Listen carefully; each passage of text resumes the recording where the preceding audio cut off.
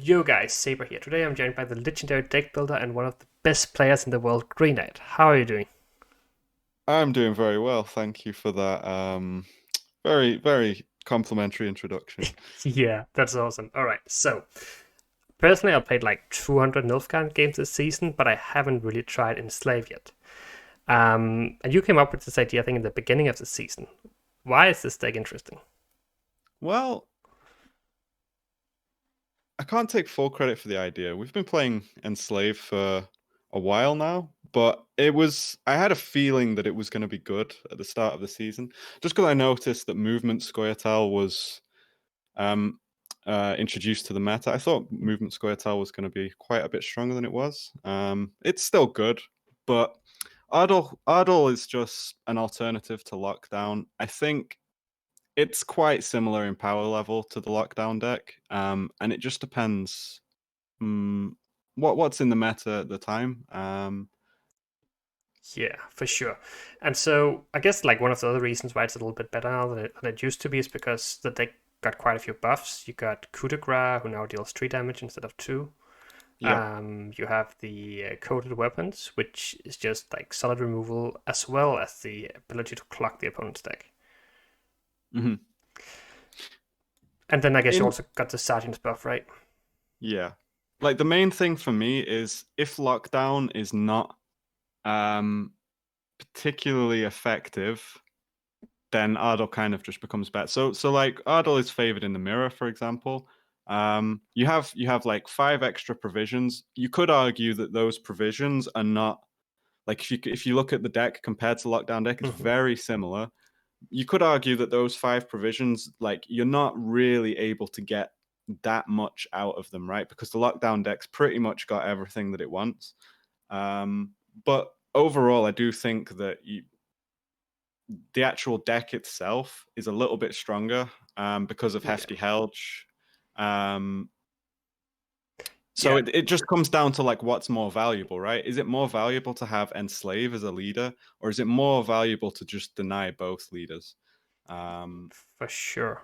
Um, So I guess, and one of the other reasons for that is that Lockdown is not running Joust right now, which just means that Helg is going to smurf right as soon as they start running Joust, and it kind of changes a little bit back. But for the time being, Helg is really, really good against them. Obviously, they have locks. But I mean, if you go in blue con, you can maybe play Helge, Crystal Scarlet, yeah, then you have gets run control pretty easily. Helge. There is also one ups. There's a few sort of secret upsides to the deck as well, right? Like the tactics. While sometimes they might seem like okay, maybe they don't always feel that amazing. Sometimes they are like really good just because of their non-interactivity, right? Like that's kind of like one aspect that this deck has that Lockdown just doesn't have, which also really helps against Kelly as well. Um, that was the main reason that attracted me to this deck is because I think it actually it just matches quite well into Kelly, whereas Lockdown is a little bit unfavored, or even quite a bit unfavored in some situations. Like if Kelly draws well, right, you kind of just feel like you can't do a lot with Yeah, luck. and that's like kind of interesting, right? Because like I always thought that surely Lockdown would be favored versus Kelly, and then I started playing the matchup and just lost, lost every time, and like I couldn't understand it because like you're countering Yeah, the leader, you have a bunch of locks, but they just have more points than you, and if they're also running Crystal Skull, then all of a sudden you just don't have the answers to deal with their engines the purifies help a lot.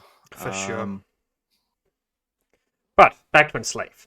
So yes, a lot of these cards are obviously most of you guys have probably seen them before. We're running Ball, we're running Joachim, we're running Roderick, we're running Ku. So it's kind of like a standard package in most Nilfgaard decks.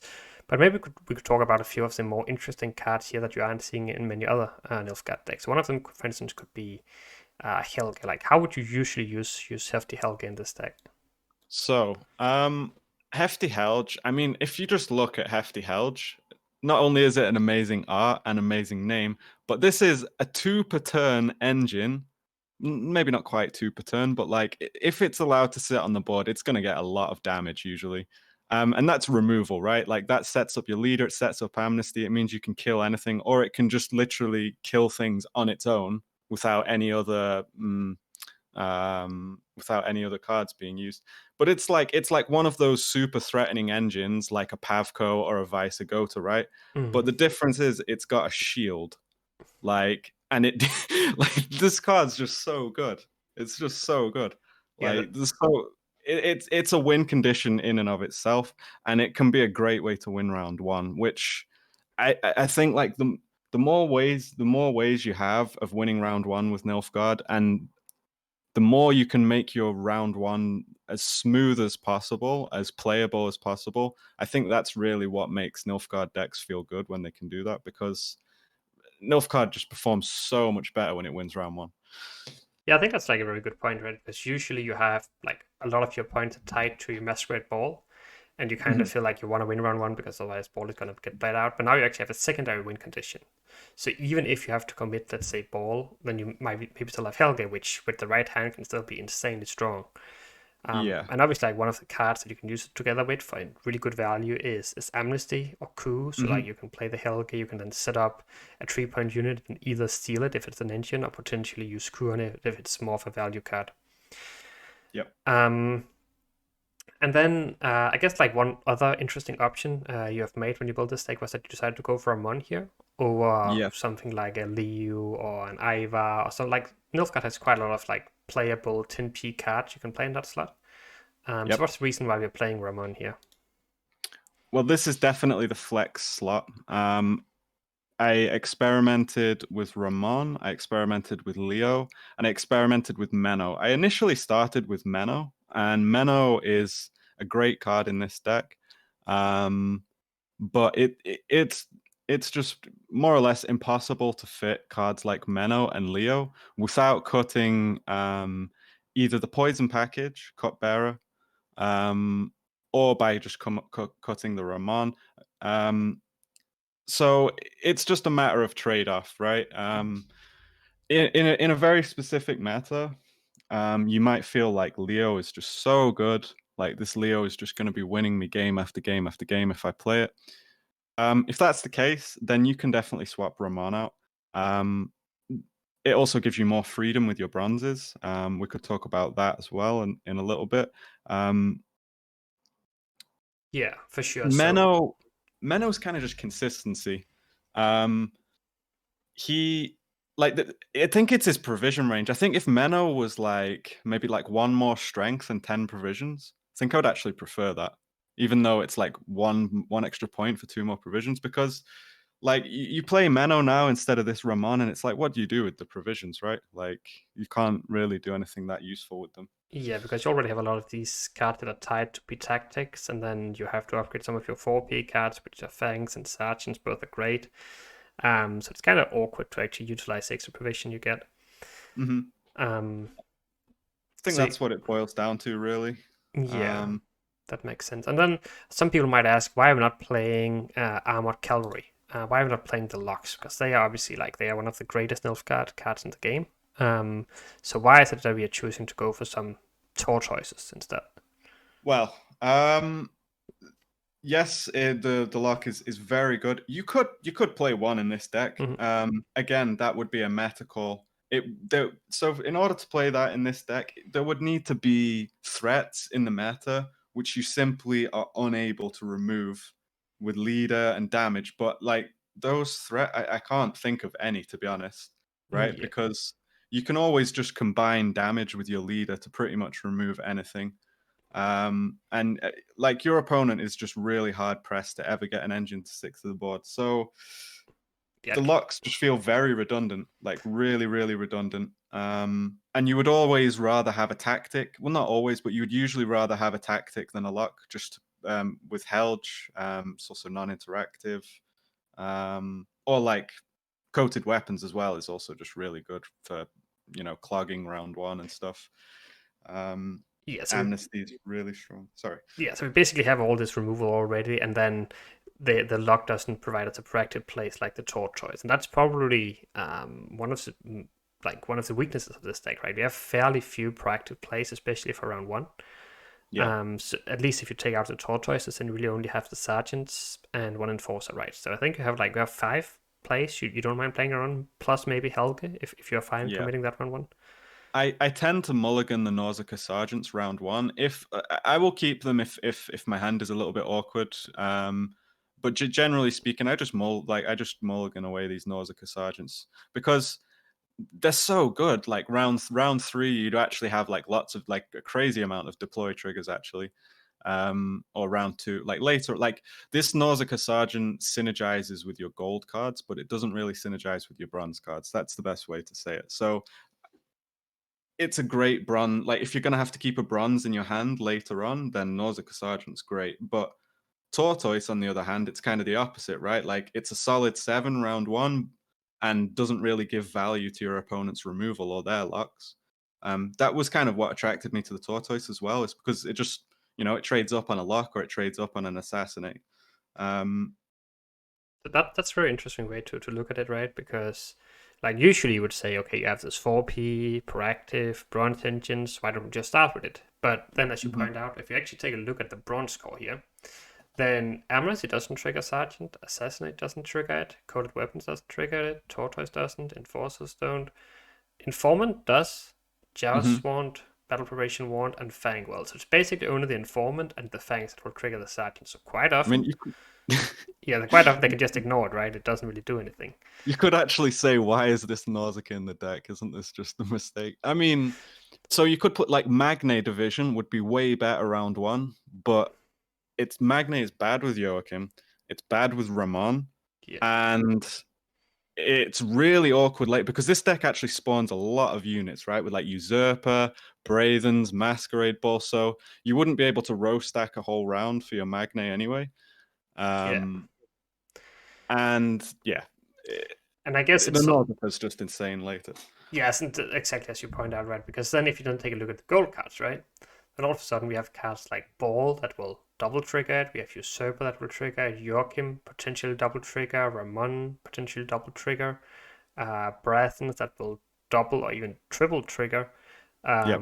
Crew can also trigger. So you have a bunch of, and Roderick would also at least trigger once. So you have a bunch of these high end cards that actually trigger it. So maybe in this deck, unless you know that you just lack proactive plays, and obviously it's fine to drop the Sergeant and just trade them with the opponent's removal cards. But if you have enough proactive plays, then maybe just get rid of the Sergeants and try to save them as potentially really strong engine round 3. Exactly. So I think we've already covered quite a few of the strengths and weaknesses, and actually also some of the mulligans. So now we know that we should mulligan away the Sergeants. Like, is there anything else you would like recommend in terms of mulliganing this deck? Is there anything you should be aware of? Well, there's a lot of I would say the mulligans are probably one of the hardest things to master in this deck. I wish I could give some sort of generic guidelines, but it's so hard to even give guidelines because there's just always exceptions to these rules, right? Like Yeah. you don't my best advice I could give you is don't autopilot. Try to understand what you're doing, what. So you have to ask what your goal is, right? So if it's round 1, are you really trying to win the round? Do you really need to win the round? What cards do you are you happy committing? And what cards are you not happy committing, right? Because they're like, once you think about these, that's going to have a big influence on how you take your mulligans.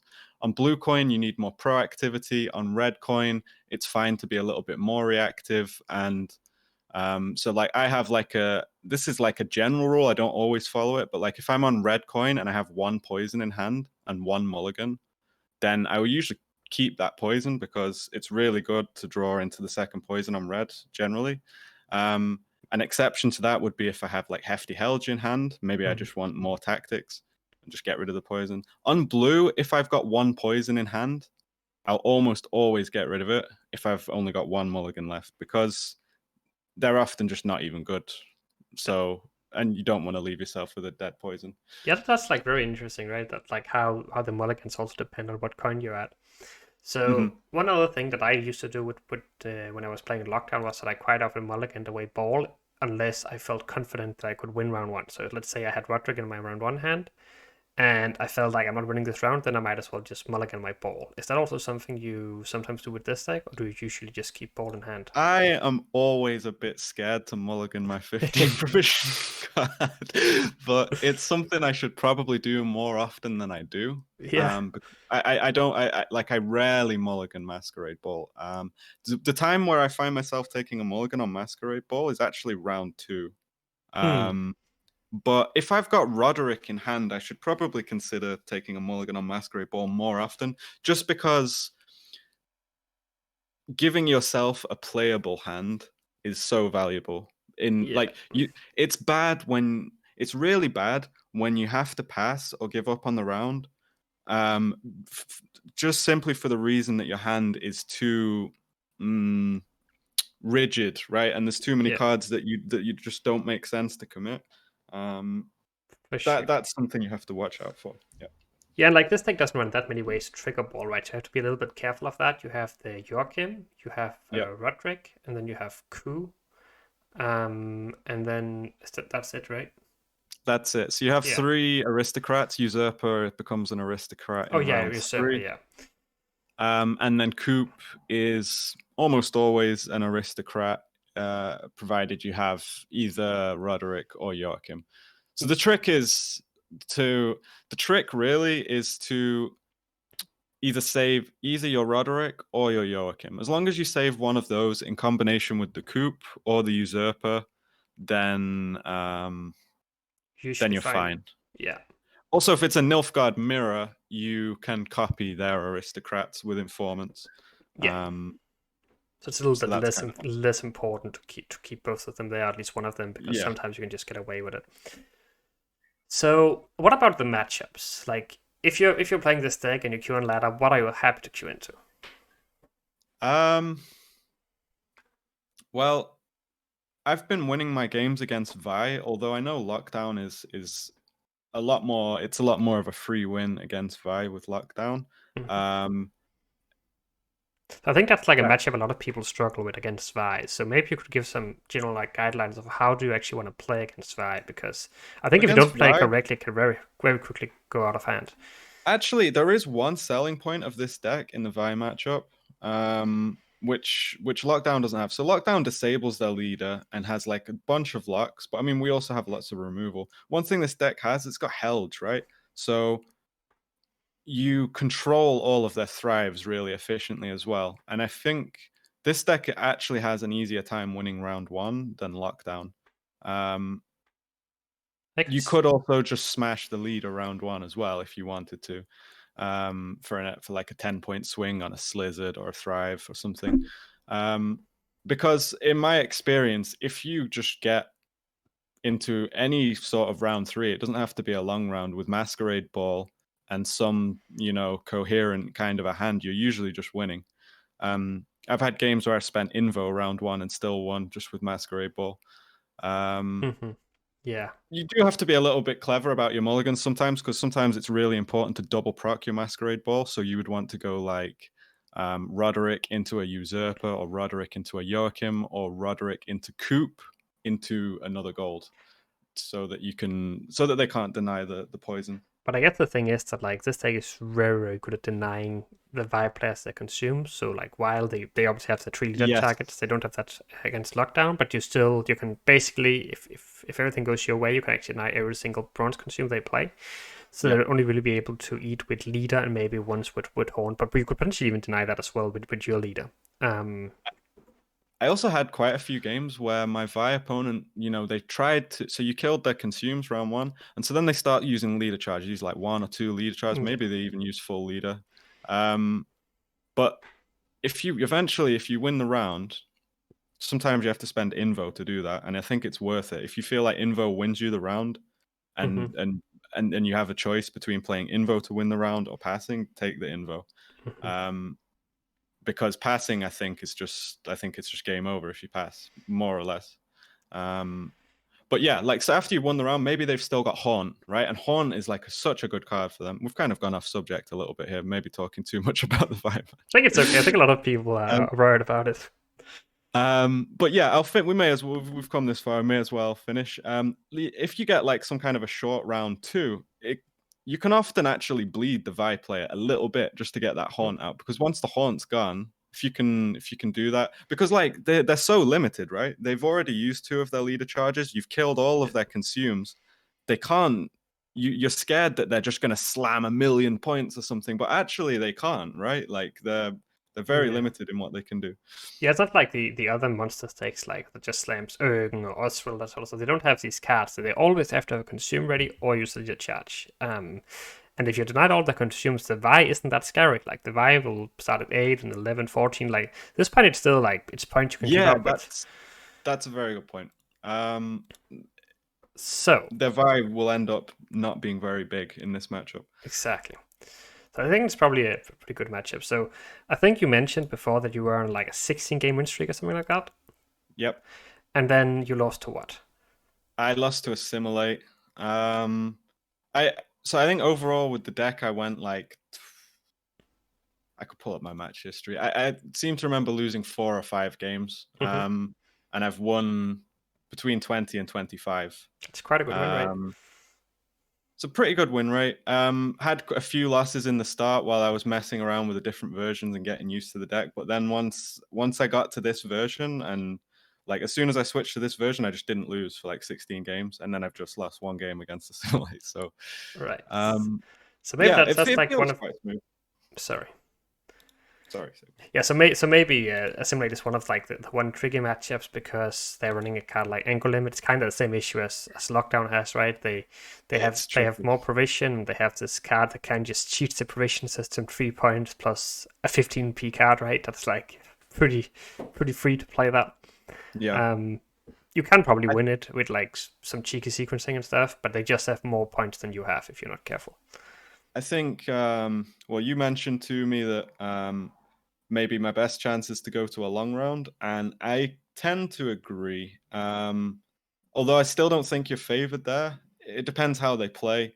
Um, Bleeding them just like I've had a few games where it felt like it went kind of perfectly for me in round one. I won round one with like little commitment, Mm, and then you push them round two, and it just never seems to end well, right? It feels like it's going well in the bleed, and then at some point in the bleed, you're like, well, okay, I have to pass, or I'm losing my card, or mm, and then even in the top decks, you feel good, and then you just realize how strong their leader is in this yeah, matchup. So it's an Angoulême, like it's bad.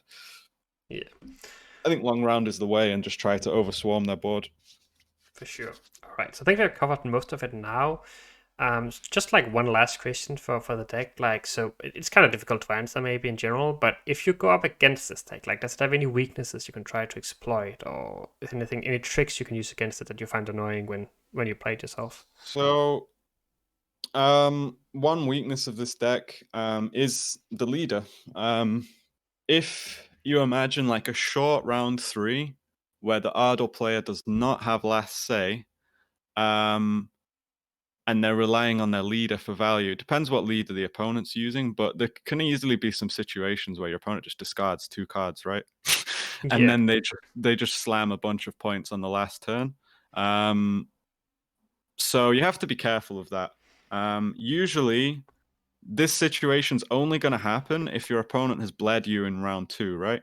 So if you're being bled in round 2, you have to ask yourself, is my opponent going to be able to brick the leader in round 2, in round 3? Mm, And if the answer is like maybe yes, or definitely yes, you might want to consider just slamming your leader to get card advantage. Or even if you're not able to get card advantage with the leader, by using your leader, maybe you can play some worse cards and keep some of your better cards, right?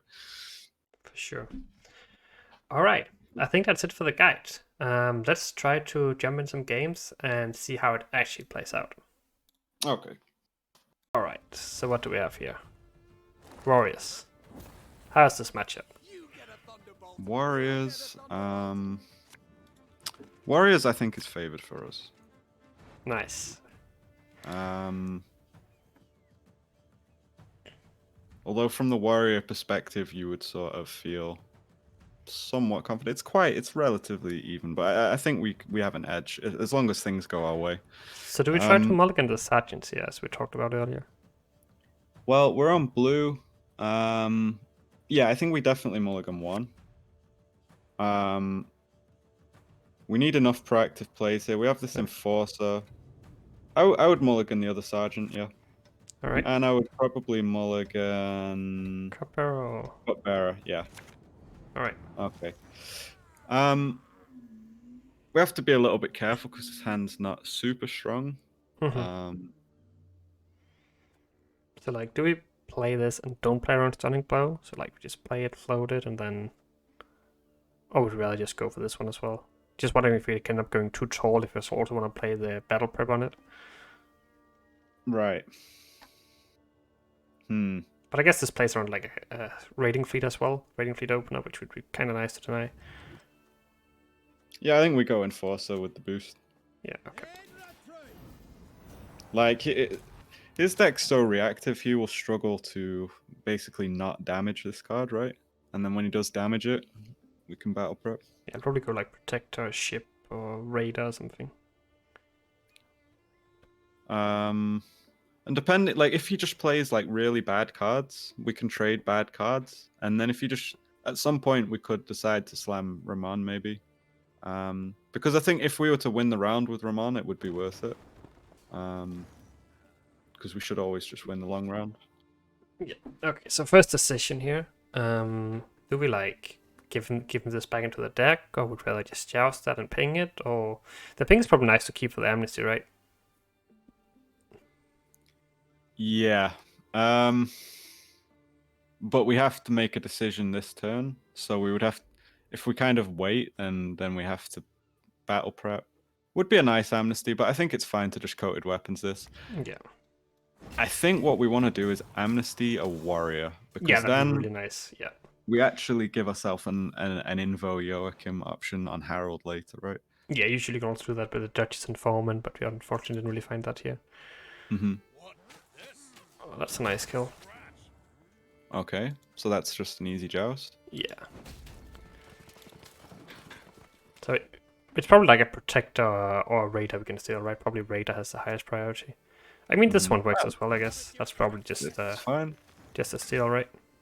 Yep. Can he deal 6 easily? Probably not. Only I mean, we also don't care about this engine anymore, really. Yeah, it's only decoction, right? Mm-hmm.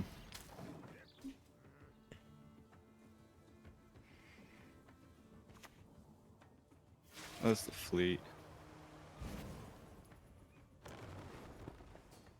Alright. So, can we survive a Morkvarg here if we play into it?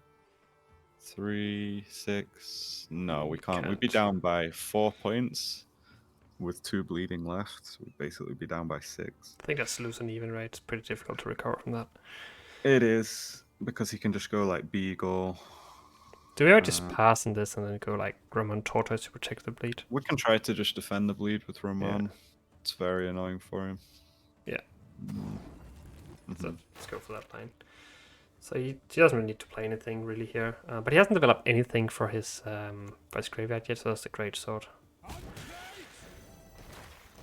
But yeah, like I guess he also has a berserker because we killed it. Yeah, so he has like okay developed graveyard, I think. I guess we could have considered playing Brathens. Yeah, that's the other option, right? To be more aggressive, and then fight for round 1. This coated weapons is really nice, I think. The satin might be a little bit off here. Like, you're never really gonna like just gonna die, right? Mull? Yep. That's nice. Can we afford to mulligan this Masquerade Ball? I feel like without Roderick in hand, it's a bit dodgy. Yeah, I feel like this hand is kind of okay. Like maybe mulligan raid the battle prep, try to find like another. Yeah, battle prep's just gonna be too much of a like bad coup card. or joust, something like that. Helge would be nice. Yeah. Oh, asking you shall receive. All right. That's such a clutch draw there, actually. I think. Because if we remove stuff like these raiders and stuff, you might actually struggle to answer it. But yeah, so how do we remove it?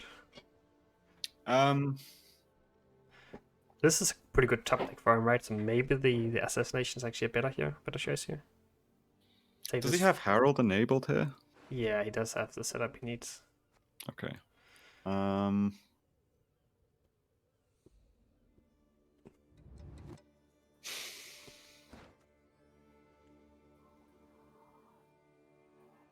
I think it's correct to play an assassinate here. Yeah, I agree with that line. It's non-interactive. You force him to just put points on that. Wow, that's... Okay, that's nice. So I guess we just go for Tortoise here, and then we try to top take 3 targets for Ramon. Yeah.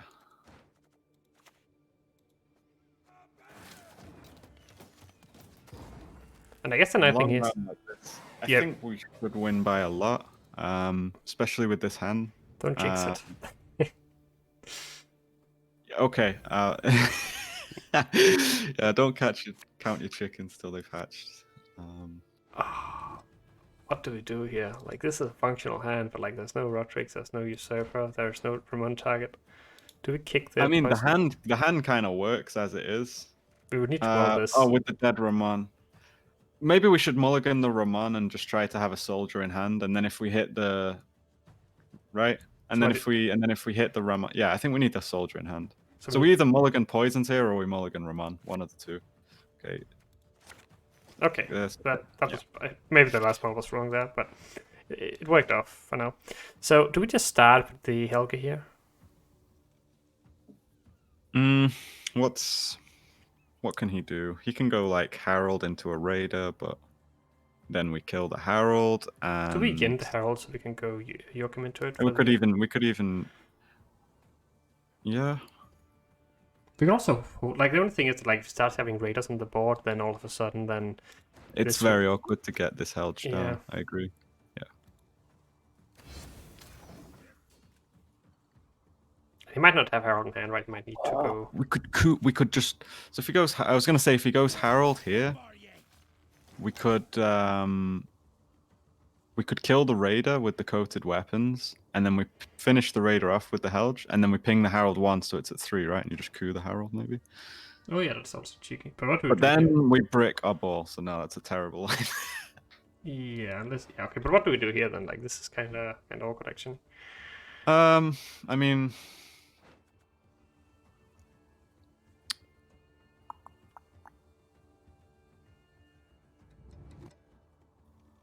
Do we go like Brathens and that, and then just ping it, and then try to kill it slowly, or do we just go like Ramon Sergeant here, accept that it just dies next? I think the Ramon line might be better. Yeah, I like it. Do we ever go leader here? I don't think we respect this engine enough. So just ping it. Yeah. All right. Because it's an 8-point leader that denies him at most 5 points, so it's a 13-point leader, which is good. But we always get a 13. We get like we want. I think we always get a 13-point leader. All right. Roughly, and that's if we assume that this hunter is max value, which it probably won't be. So do we ever go like ball now, so we are ready for the? Now we have to now. So do we just go Sergeant then? Sergeant, or we can go for the Brathens line. I think Sergeant is probably better here. Yeah, because if it lifts, it's just a bunch of. Yeah. So what would Joachim likely pull here? Could pull Usurper if we're lucky. Could pull. Most Certainly. likely, we will find one poison from Yeah. 2 Joachims.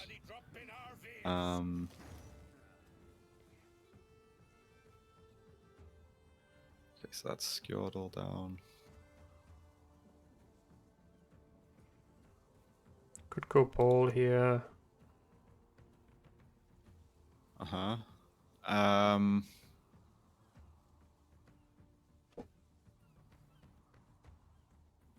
Could also go. Yeah, it's probably better to go ball here than Brathens. Probably Brathens next turn. Yeah, because like he doesn't have any easy way of killing these now that he wouldn't have otherwise. That's fine. Charge. It says quite a bit about. I mean, he's probably wants to save his leader for the final play. To play around poisons. Yeah. So do we ever go Joachim here, or is that trolling? Do we go Brathens first on this? So it's Brathens or Joachim. Brathens is nice, right? Just develop this hunter ourselves. Like probably won't get a much better target at this point anyway. Yep. Hopefully we can kill this hunter. I just want to develop this one first. This is probably fine. Yeah.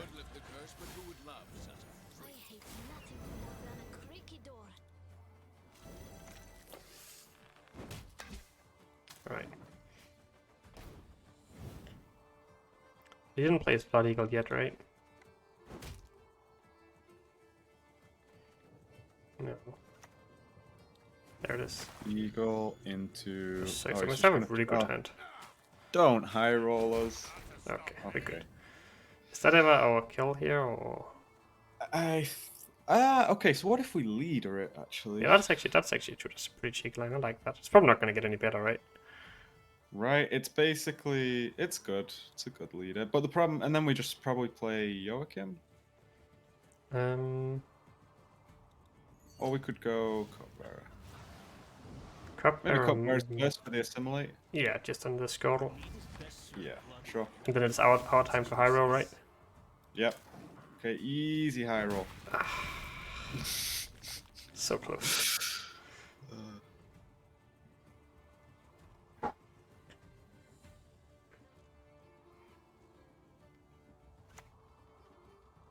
So now, Don't high roll. Don't high roll. all right, that's quite important actually. So good. So now the question is, I think do we go Joachim first here, and then like afterwards we can just go, or we go Yin first, right? To just deny this as much early as possible. This is our best info, right? It's Yeah, it so should good. be right. It's 5 points plus another one of these that's also an engine. I think we just have to take it, right? Yep. This is probably dead now, but I think that's okay. I mean, he did his job. He killed the other one. Yeah. This coated weapon isn't looking that great. It would have been better to have a usurper here, right? Agreed. Yeah. Hero killed the hunter by 1, so that's kind of okay. Now we just go for Joachim, right? Mm-hmm.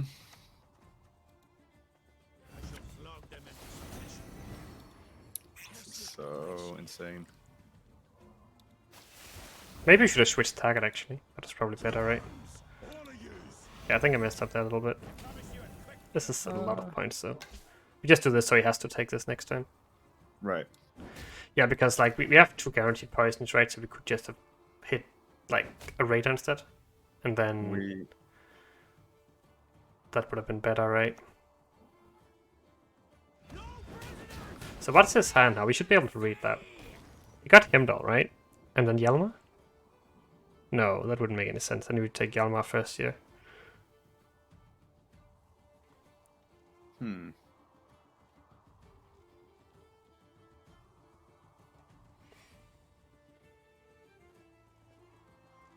Don't we just? I mean,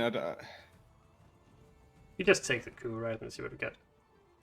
I think we just go coup, yeah. And if we hit usurper, we probably would it die to? I mean, we can do the maths. Would it die to Madman Lugos if he went leader? No. Well, no. So we should be able to go usurper here and then just hold the charges a bit to play around Heimdall.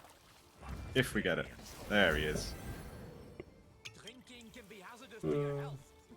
Of course. Like that's I forgot to mention this earlier. But So I talked about. I think I will just take. You might be right. No. Like, I mean, look at the point cap. Like. Yeah, but now we. Okay, you're right. We could have won by 1 more point, Saber. True. You're right. That's on me. We can kill this. I mean, A little bit of. I'm just joking. focus. If anybody's wondering, I'm sure most people could tell. But like, you should never try to win the game by more, unless you just feel like BMing the opponent. Yeah. To be fair, I don't think there's any way we lose with like either line to wild boar. Shit. Oof. It's not enough. Okay. We'll still lose by 20. Gavin must feel bad for him. Yeah. Long round with Wild Boar Heimdall and lose by 20. Yeah. Wow. All right. I think that's it. Yeah. Thanks for stopping by, Green Knight. Yeah. No, thanks for having me.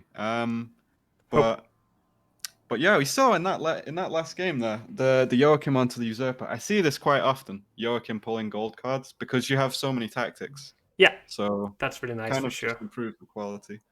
But yeah. For sure. Right. Yeah. Thanks for stopping by, and hopefully you will. I can convince you to join us another time.